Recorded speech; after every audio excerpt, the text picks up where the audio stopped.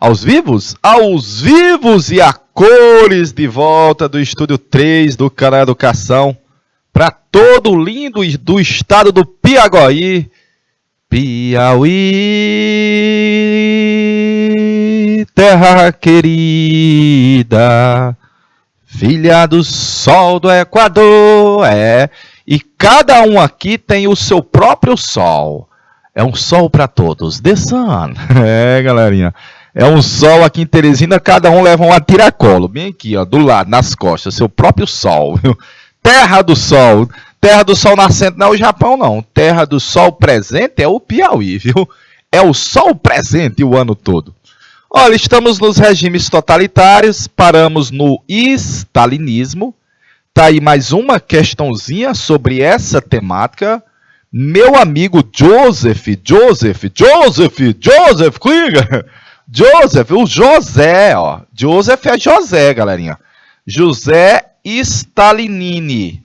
É a mesma coisa, viu? O Zezinho. Zezinho não, mamãe. Zezinho não, mamãe. Aquela música do Tiririca. Para consolidar seu poder, Stalin implantou um regime de terror. Não, diga isso, rapaz. Perseguiu quem divergisse dele. Que é isso? Foram assassinados os dirigentes da Revolução, entre os quais Trotsky, Leon Trotsky, o Leão. Stalinini impôs o deslocamento obrigatório de contingentes de população, minorias não russas, tchechenos, tártaros, para povoar regiões remotas ou controlar territórios rebeldes. A opressão e os privilégios que passaram a ter os burocratas explicam o ódio que o stalinismo provocou entre as populações da União Soviética. Ele ficou no poder até a sua morte em 53. É vero? A orientação política e econômica do governo do Stalin da União Soviética caracterizou-se por dois pontos, interroga, reticências e um minuto a tela para a gente ter um feedback do nosso alunado, minha príncipa Nina.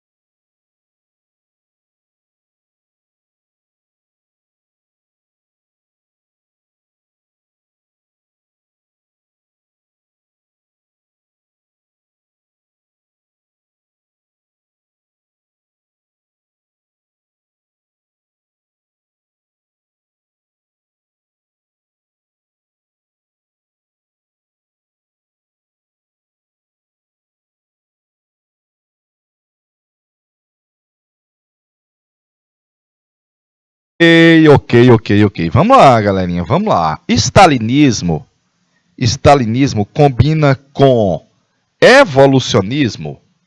Não, galerinha. Stalinismo não combina com evolucionismo. De boa? Stalinismo é anti-imperialismo?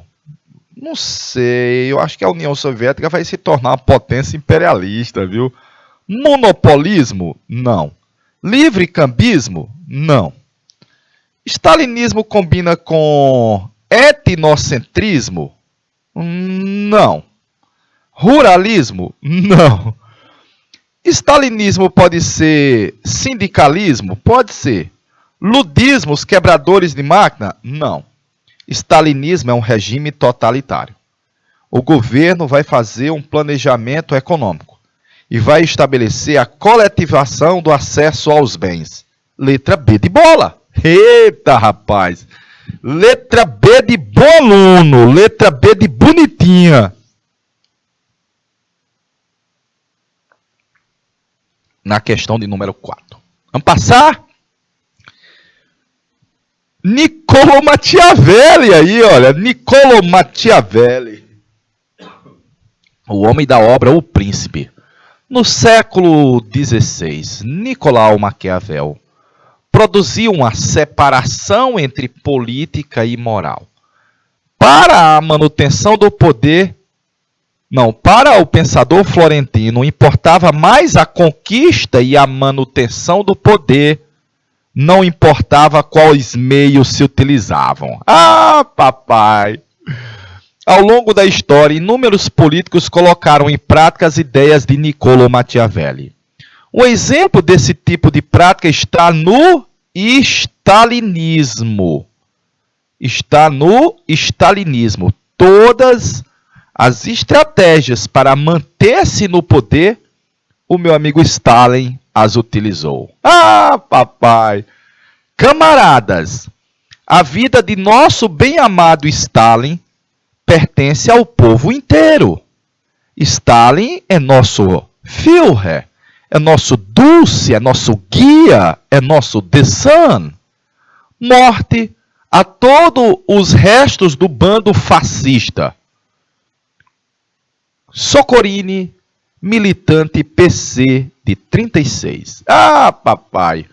O terror e a propaganda foram dois lados complementares do regime stalinista.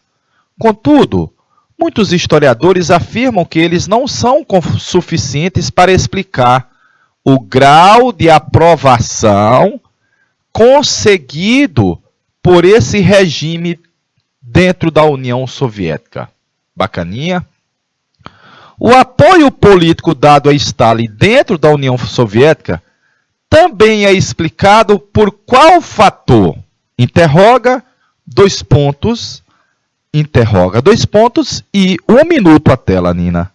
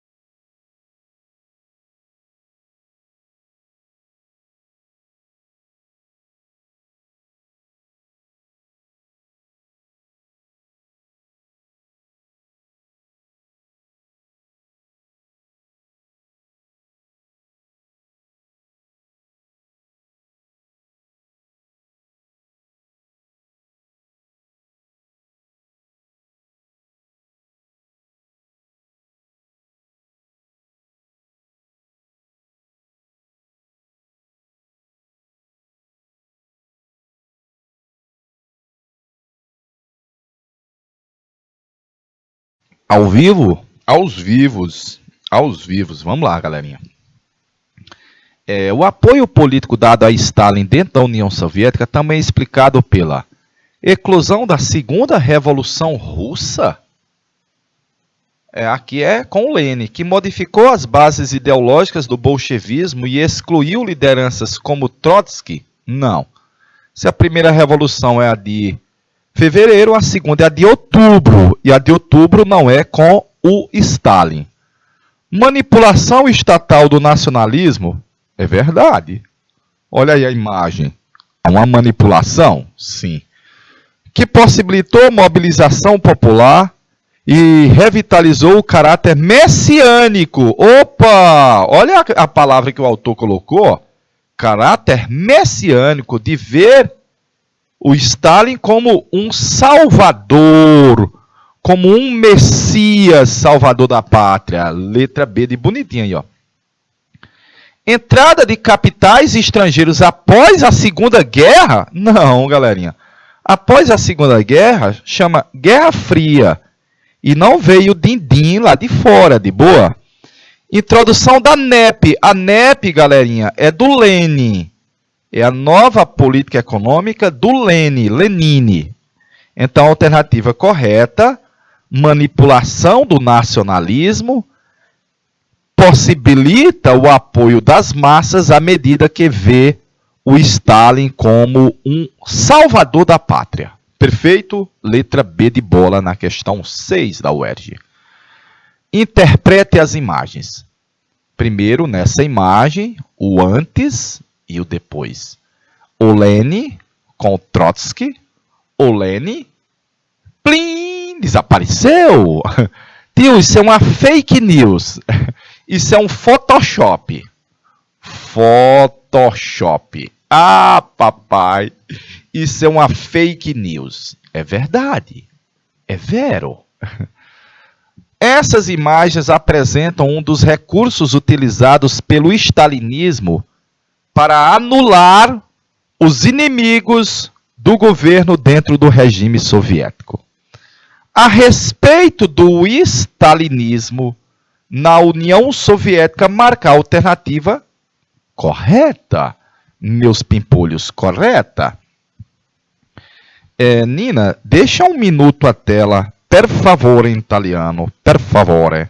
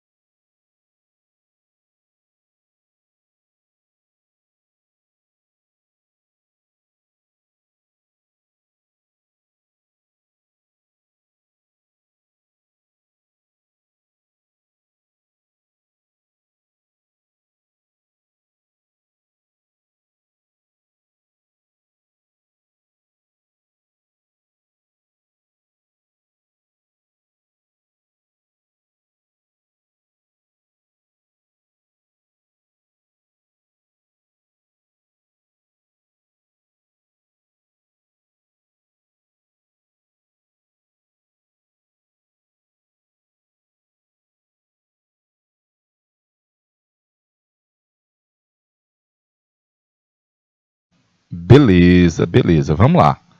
Stalin empreendeu um governo autoritário, com características totalitárias, espalhando o terror, massacrando grupos considerados opositores, cujas práticas foram denunciadas e apuradas após a sua morte, o que desencadeou uma grave crise do socialismo real e do marxismo ocidental. É verdade. Tudo isso é verdade. No plano econômico, foram estabelecidos os planos quinquenais, responsáveis pela implementação da reforma agrária, com distribuição de pequenas propriedades aos camponeses, incentivo ao consumo de bens domésticos, que promoveu a melhoria do padrão de vida dos trabalhadores em relação ao mundo capitalista. Opa! A segunda fotografia, ao retirar a figura de Trotsky, demonstra a tentativa de eliminar não só a presença desse líder dos documentos, mas a sua própria memória, em relação à Revolução Russa, quando defendia que a Revolução deveria ser limitada ao território da Rússia para depois estendê-la aos outros, na chamada política do socialismo em um só país? Falso. Essa parte final, falso. De boa? A imagem de Stalin como grande líder da revolução pode ser atestada pela sua postura diante dos trabalhadores na foto e pela técnica de adulteração de fotografias que retirou Trotsky da segunda imagem. Essas iniciativas foram também implementadas nos programas radiofônicos e na produção de filmes, a fim de justificar suas medidas impopulares no chamado comunismo de guerra. Comunismo de guerra não é do Stalin e ele não está na fotografia. Letra D também está incorreta. De boa?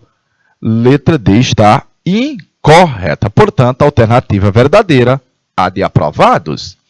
Para fechar, essa escultura, operário e mulher caucasiana, trabalhadores na realidade, foi produzida durante o período da ditadura stalinista na União Soviética e representa o quê?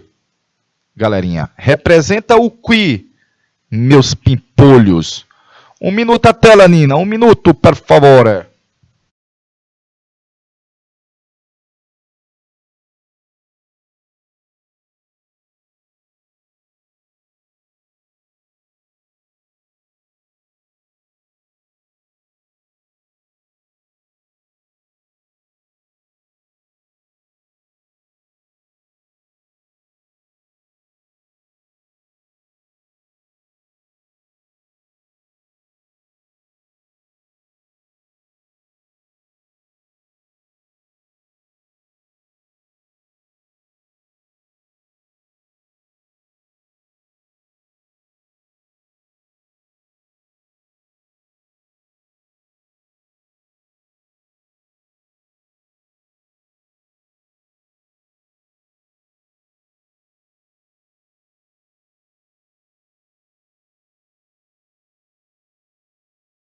Beleza.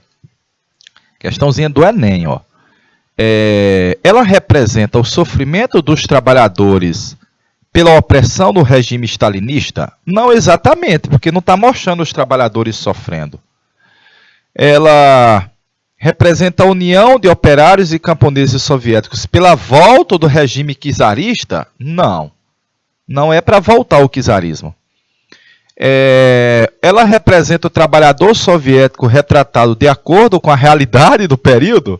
De acordo, exatamente não. Viu?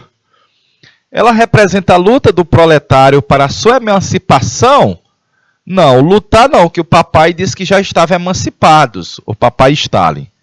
Ela representa a exaltação da capacidade de trabalho do povo soviético, haja vista que você vê a foice e o martelo, os trabalhadores, a pujança, a vontade e o país de vento em popa. Portanto, letra C de campeão, letra C de canal educação. Ainda tem mais uma. Derrotas na guerra, deserções, motins militares contra os superiores, greves nas fábricas, faltas de gêneros alimentícios e combustíveis nas principais cidades, queda da produção, aviltamento dos salários, incapacidade governamental, desemprego e crescente miséria das massas. Ave Maria! Uma tsunami, viu? O nome disso é tsunami. Meu amigo, aí foi o apocalipse. Eu vou resumir aqui, ó. Apocalipse. O autor da questão não quis botar, mas eu vou botar, ó. Aqui foi um apocalipse, viu? Eita, rapaz. Mais ou menos, né? Mais ou menos. O quadro descrito no texto conduziu a quê? Tcharam, tcharam, tcharam, tcharam, tcharam. Nina, minha príncipa, deixa um minutinho a tela por menino mandar a resposta.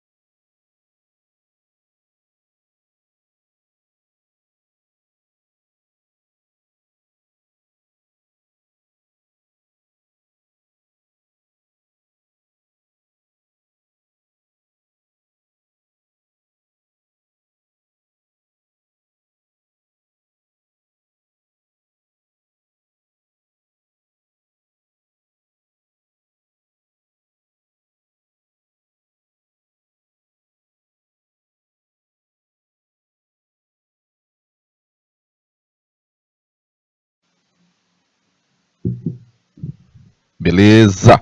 Beleza de Creusa. Beleza de Creusa. Esse cenário de Apocalipse é o que resultou na chamada Revolução de 17, quando caiu o czar. Quando caiu o czar, de boa, cuidado, letra E não é insatisfação da burguesia. É o cenário geral de indignação contra o czar Nicolau II. De boa, na Lagoinha. Beleza, vou passar mais essa e vamos para o totalitarismo de direita. Aí já tem um ninja chamado Adolf Hitler. De boa. Tá aí os fascismos, esses dois ninjas à sua frente. Benito Mussolini e Adolf Hitler são dois ninjas que montaram regimes autoritários. Totalitarismo, nacionalismo, militarismo são características. Unipartidarismo são características. A crise do capitalismo, do liberalismo, da crise de 29 estabeleceu que o Estado deveria se intrometer na economia. Na Itália e na Alemanha, o Estado foi o elemento que induziu a recuperação da economia e diminuir os efeitos negativos da crise. Perfeito? Aí a Alemanha, a propaganda feita pelo governo, lembrar, muito bem feita, uma das armas do fascismo era a propaganda. Os regimes totalitários é a propaganda de massa, de novo, é a propaganda de massa, os símbolos, os grandes comícios, as imagens, o fanatismo e a repetência de que uma mentira dita 1000 vezes tornar-se-á verdade. Uma mentira dita 1000 vezes tornar-se-á verdade. Vamos para lá? Alemanha, olha aí, os grandes comícios da Alemanha, modernos meios de comunicação, símbolos, grandes comícios, grandes espetáculos, desfiles, cartazes, mais de 1.300 filmes, racismo, xenofobia, holofotes, luzes, bandeira, águia imperial. Uhul! Todo mundo sendo cordeirinho, os boinhos de careta, né? Os boinhos de careta, os boizinhos de careta. Visto isso, aqui está a ideia da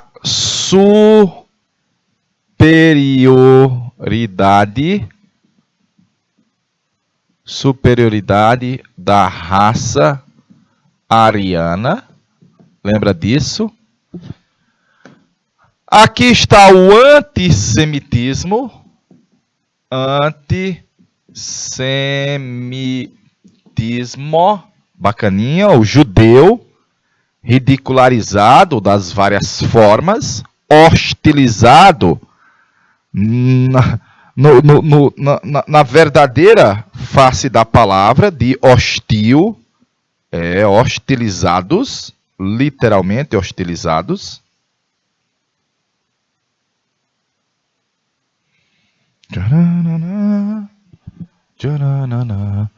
Tá aí o Hitler e a saudação nazista. Ave César, Rei Hitler, é o Império, o terceiro Reich, o terceiro Império. A bandeira, a suástica, de boa. As Olimpíadas de 36 em Berlim, a mega propaganda do nazismo, que na realidade ele queria colocar uma propaganda para o mundo, para mostrar a ideia da superioridade da raça ariana. Ele no Estádio Nacional, bacana.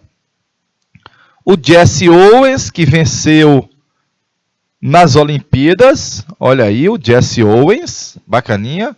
Aí a Itália fascista de Benito Mussolini, aquela empáfia do Benito Mussolini. O judeu atrás das bandeiras, está correto, viu? como se o judeu estivesse por trás dos interesses norte-americanos, ingleses e soviéticos. Era a interpretação do Benito ou dos nazistas, de boa. Vamos para as questões. Vamos para as questões. Os Jogos Mundiais, desde sua criação em finais do século XIX, com o Barão de Robertin, revelam particularidades tanto nacionais quanto internacionais relacionadas aos locais onde ocorreram. Particularidades nacionais e internacionais onde ocorreram.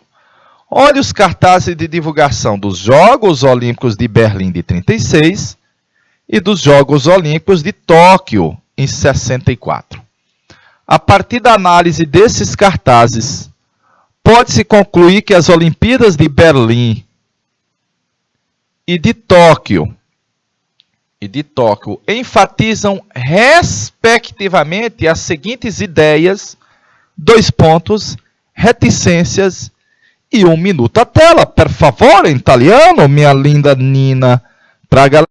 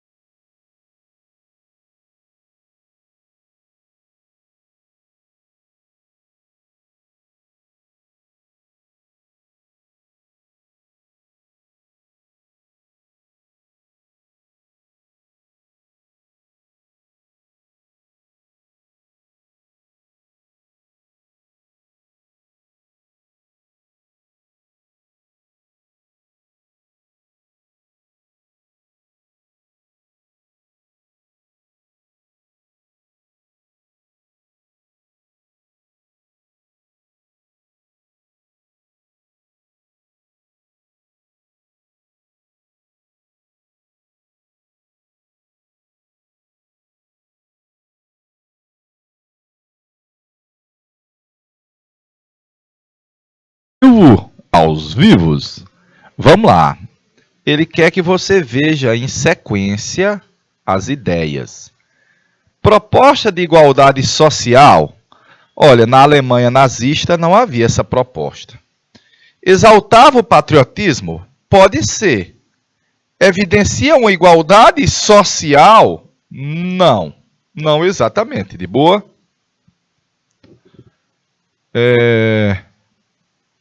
Hegemonia da cultura ocidental? Pode até ser, né?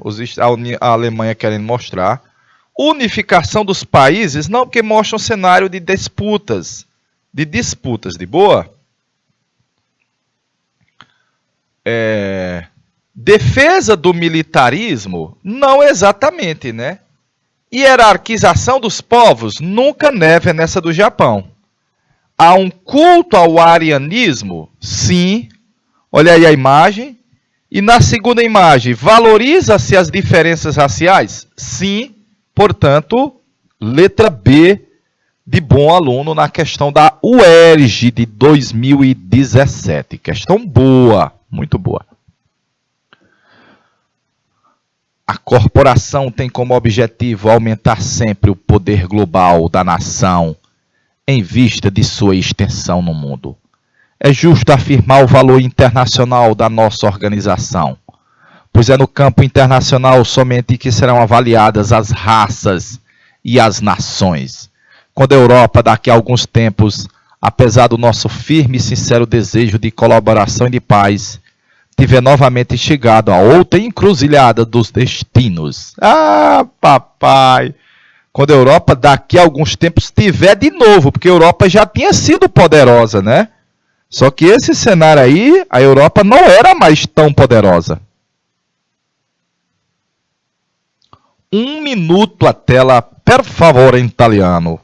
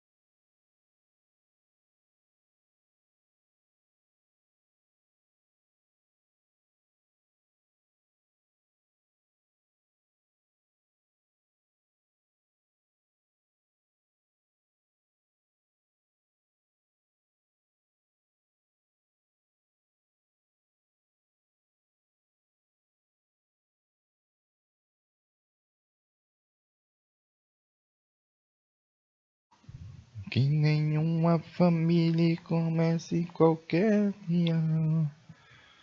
Beleza, Nina, beleza. O texto apresenta características de qual movimento? Não é o modernismo, não é o socialismo, não é positivista, não é liberal. De onde é que tem ideias fascistas? Nação, a ideia da raça ligada à nação, a ideia da superioridade.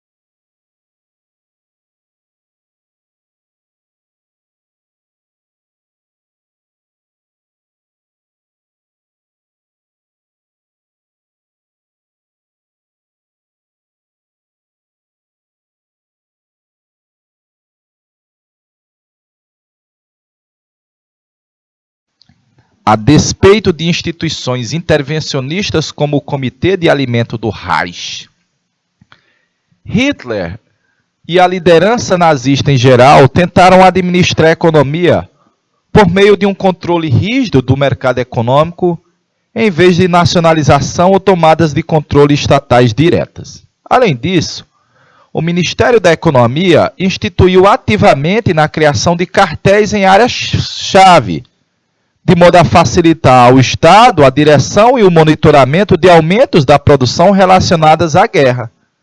A despeito desse aumento da intervenção do Estado, conforme os porta-vozes nazistas insistiam repetidamente, a Alemanha permaneceria uma economia de livre mercado, na qual o Estado proporcionava liderança e estabelecia metas primárias. Então, no piauiês, o Estado estimulou a atividade capitalista, mas com fábricas, setores industriais que fossem ligados intimamente ao Estado. Não empresas do Estado, mas setores, como está dizendo, cartéis. O grupo Krupp na produção de ferro, aço e armas.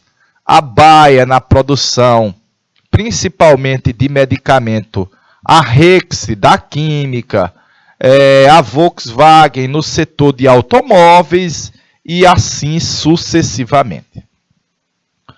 O trecho faz menção à política econômica implementada pelo nazismo na Alemanha na década de 30. Assinale a alternativa que indica essa política. Alternativa que indica essa política. Nina, minha príncipa, deixa um minutinho, per favore, em italiano.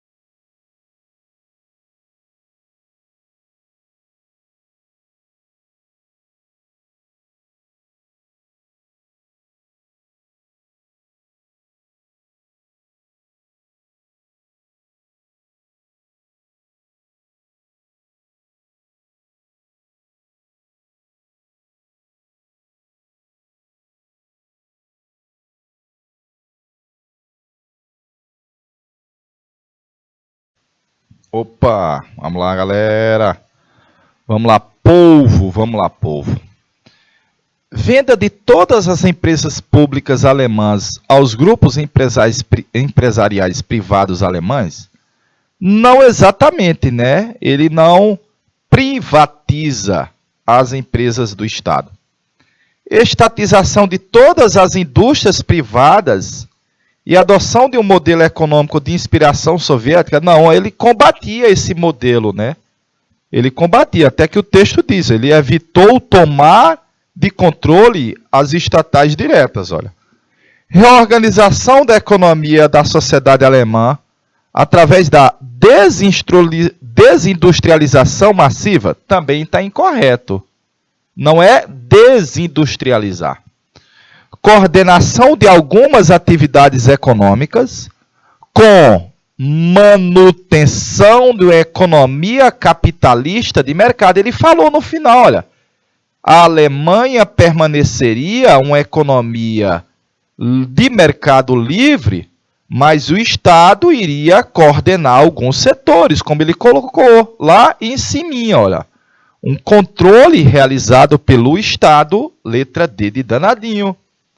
A administração de toda a atividade econômica pelos trabalhadores também está incorreta. Portanto, letra D de danadinho na questão de número 3 de 2018 da UFR do Rio Grande do Sul. Tchê.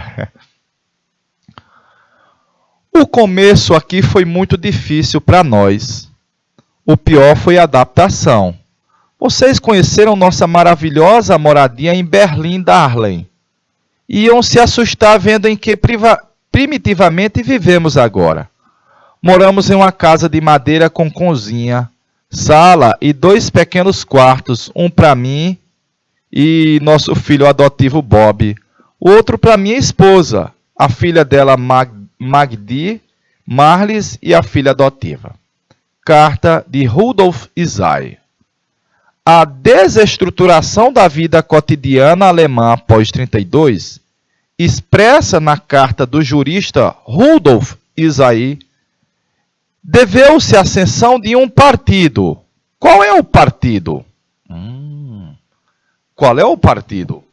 Deixa um minuto a tela, Nina, per favore, em italiano.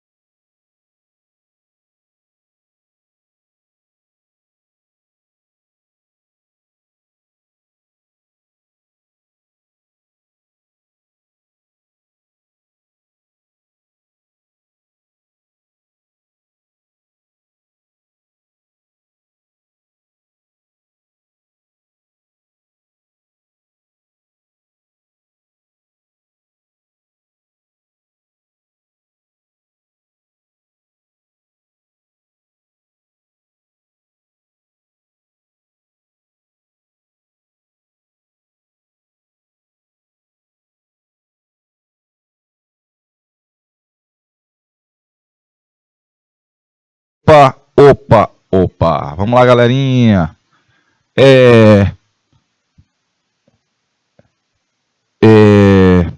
A vida cotidiana na Alemanha após 32, expressa na carta do jurista, deveu-se à ascensão de um partido. Qual é o partido, galerinha?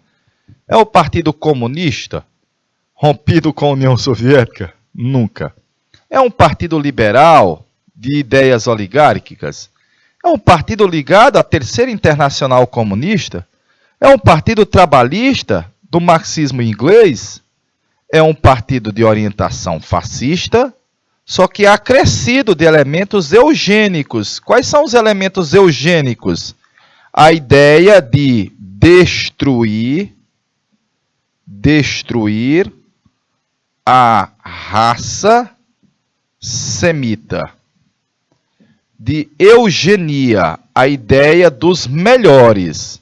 E os melhores é a ideia de superioridade dos arianos. Ah, papai!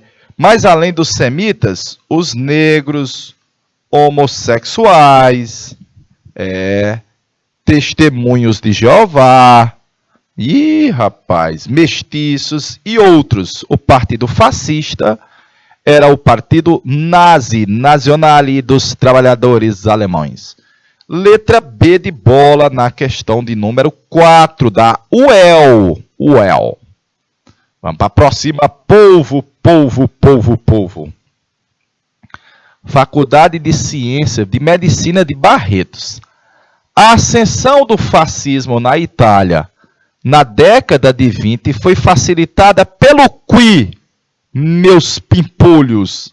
A ascensão de meu amigo Benito Mussolini em La Itália foi facilitada per quê? Eu não sei falar italiano, hein? Per quê?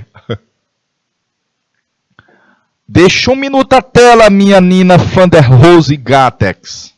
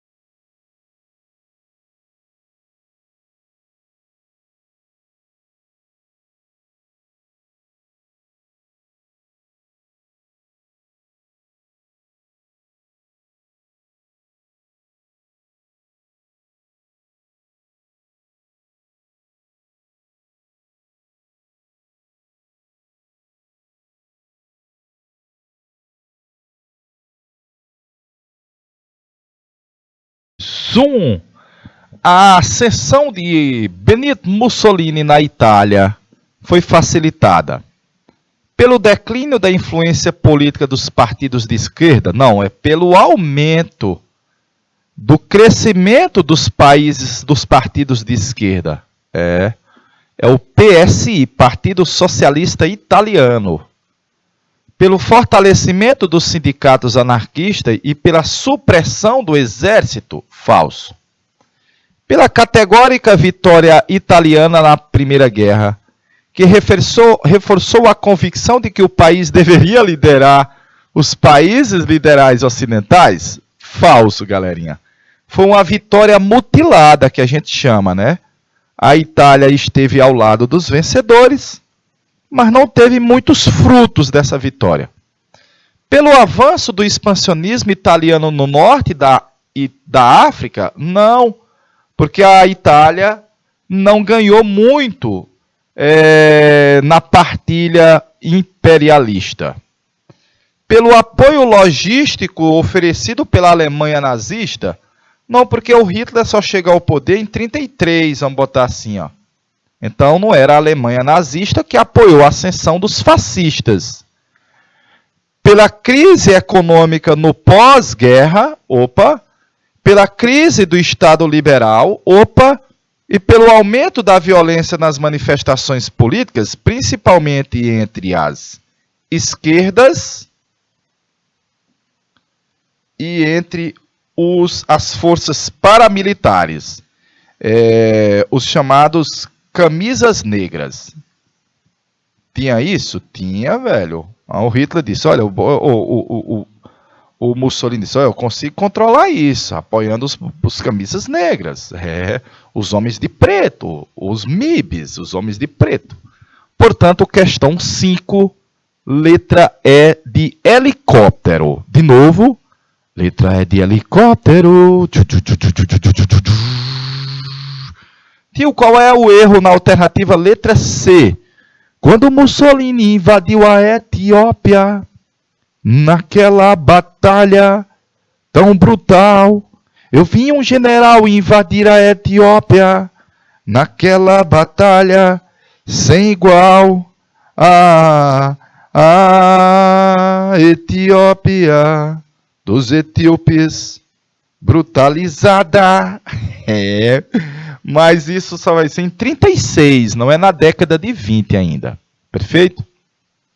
Vamos para a próxima.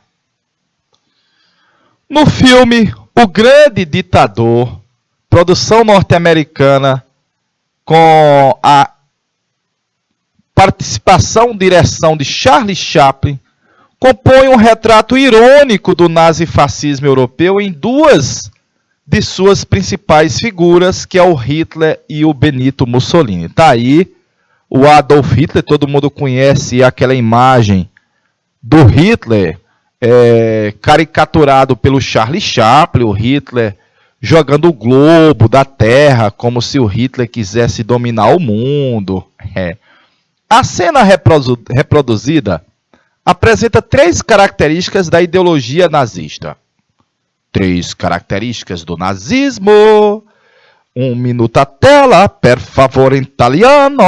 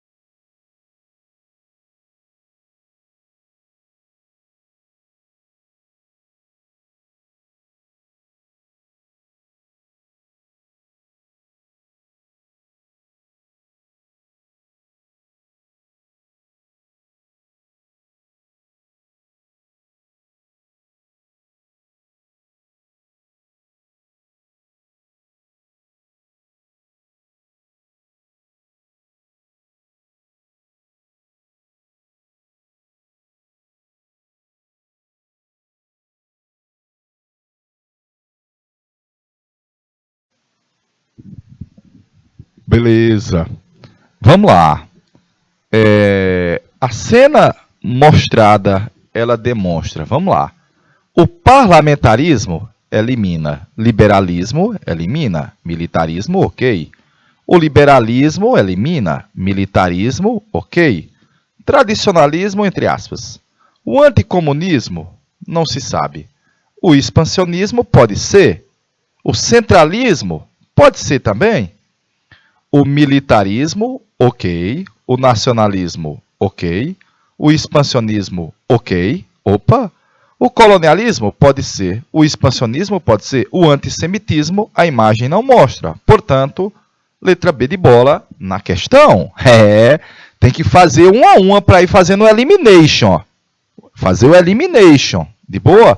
Em cada uma das alternativas, a exceção da letra B de bonitinha, você vai eliminando alguns dos elementos. Perfeitinho? Alguns dos elementos. Perfeito?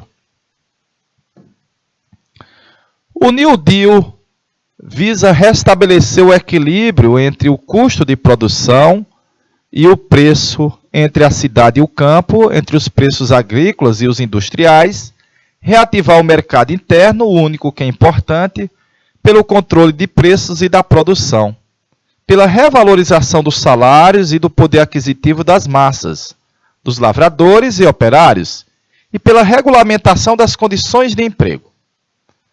Tendo como referência os condicionamentos históricos do entreguerras, as medidas governamentais descritas objetivavam flexibilizar as regras do mercado, não porque o governo passou a ingerir, intervir, se meter. Fortalecer o sistema de tributação, não, o governo não vai tributar mais, aumentar os impostos.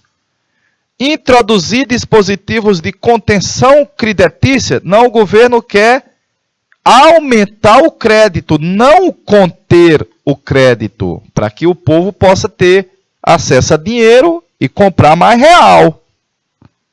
Racionalizar os custos da automação industrial mediante a negociação industrial. Racionalizar os custos, não, o Estado não consegue isso. Mas recompor os mecanismos econômicos por meio de o Estado estar se metendo, intervindo, ingerência do Estado em setores da economia, letra E de helicóptero, na questão de número 7. Ainda dá mais outra. Mais outra, povo! Essa 7 é do Enem de 2017, galerinha.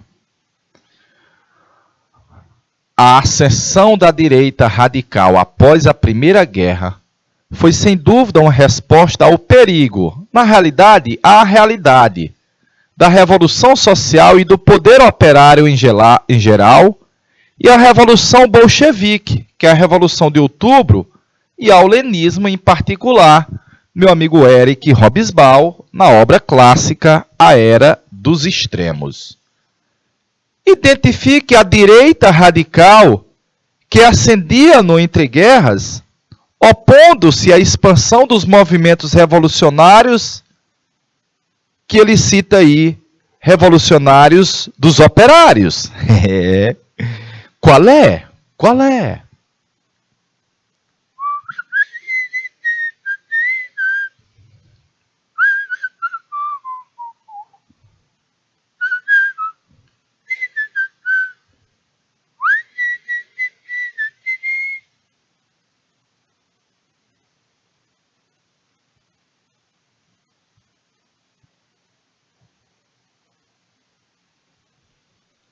Ah, morena, deixa eu gostar de você. Morena, morena também, sabe, conhece bem. Identifique a direita radical que ascende no entreguerras. Não é liberal, não é bolchevique, nem menchevique, nem anarco-sindical, é o nazifascismo, questão 8, letra D, de danadinho, questão da Unesp de São Paulo, Unesp de Sumpa. Próxima. A capa da primeira edição norte-americana da revista Capão América demonstra sua associação com a participação dos Estados Unidos na luta contra o quê? Ah, papai, questãozinha do Enem, olha. Questão boa, muito boa. Questãozinha do Enem.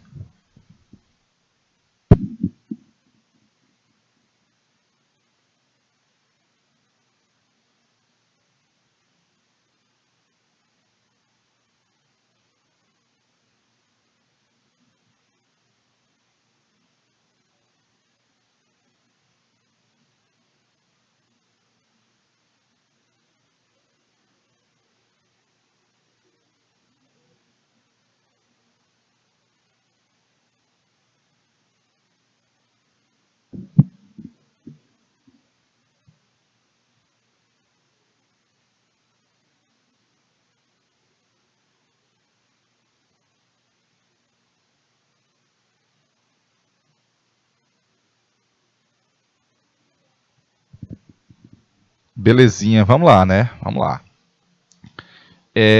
Na luta contra o poder soviético, não, a Guerra Fria, na verdade, ó, a revista não é, vamos dizer assim, do cenário pós-Segunda Guerra, do cenário da Segunda Guerra.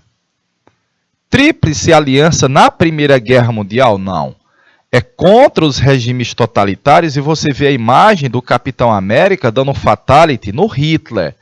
E lá por trás tem membros do partido nazista, militares, com a suástica, e o nazismo é um dos regimes totalitários, portanto, 9, letra C de campeão, letra C de canal educação. Ainda dá tempo mais uma. O período entre guerras caracterizou-se pela chamada crise das democracias. Muitos países se encaminharam para países políticos de extrema-direita. Letra A de aprovado na questão de número 10, meus pimpolhos.